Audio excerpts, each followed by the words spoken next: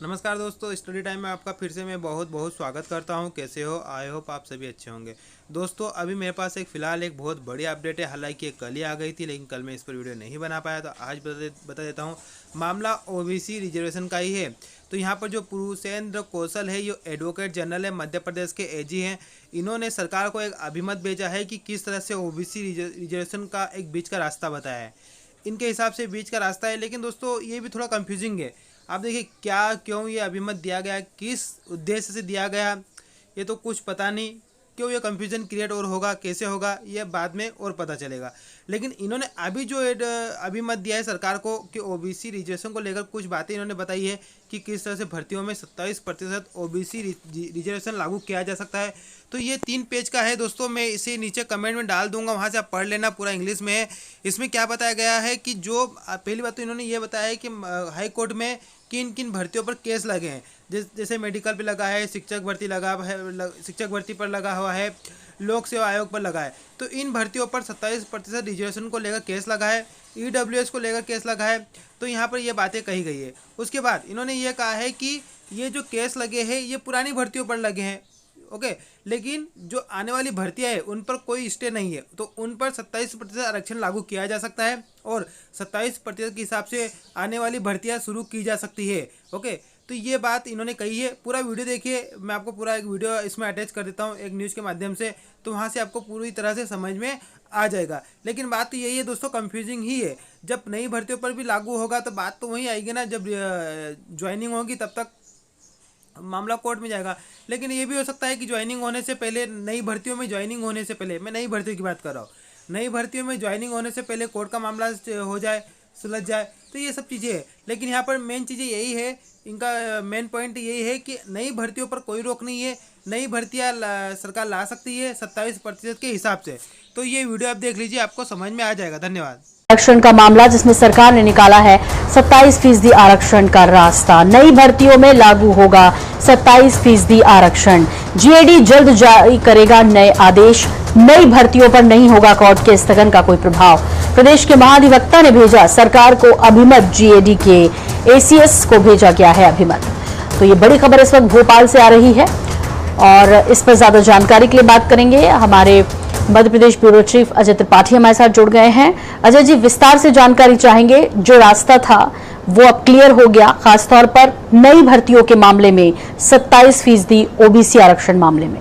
देखिए सुनील, बड़ा कंफ्यूजिंग है अभी भी एक आदेश है, क्योंकि जो मध्य प्रदेश के महाधिवक्ता उन्होंने जो अपना अभिमत भेजा है सरकार को, जीएडी को भेजा, उसमें उन्होंने कहा है कि क्योंकि जो स्थगन आदेश था, मूल स्थगन आदेश, वो मेडिकल एजुकेशन की भर्ती पर, संघ लोक सेवा आयोग की भर्ती पर और शिक्षकों की भर्ती पर उस पर लागू था। और हाईकोर्ट ने साफ कहा था कि इसके रिजल्ट जब डिक्लेयर किए जाए तो हाईकोर्ट की जानकारी में लाए बिना न किए जाएं। इसमें सरकार फंस गई। लेकिन आज जो उन्होंने अहमद भेजा, उसमें कहा है कि इसके अलावा बाकी के मामले में कोर्ट ने कुछ नहीं कहा है।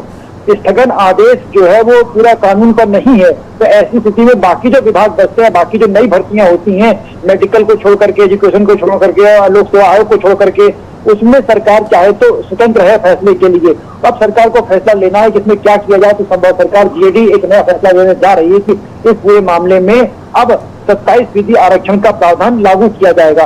लेकिन जो याचिकाकर्ता इस मामले में, उनके वकील से जब हमारी बात हुई, उनका आदित्य संघी थे, उनका साफ कहना था कि इस पूरे मामले में चूंकि सरकार हाई कोर्ट ने 1 सितंबर को फाइनल हेयरिंग दी है, सारे तर्क सुने जाएंगे, तो तब तक तो 14% आरक्षण रहेगा, उसमें अलग से 27% का प्रावधान नहीं हो सकता। लेकिन इसके बीच जब सरकार इतना बड़ा फैसला लेने जा रही है तो स्वाभाविक रूप से नया सवाल खड़ा होगा कि आखिर सरकार को जब रास्ता इतना सहज था तो इतना लंबा कवायद क्यों करनी पड़ी, इतनी लंबे टाइम क्यों लग गया। जी सोनल।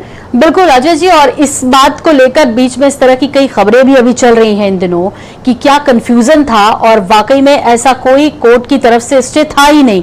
तो क्या इसके पीछे कुछ और भी हो सकता है, मतलब राजनीतिक दृष्टि से देखें तो?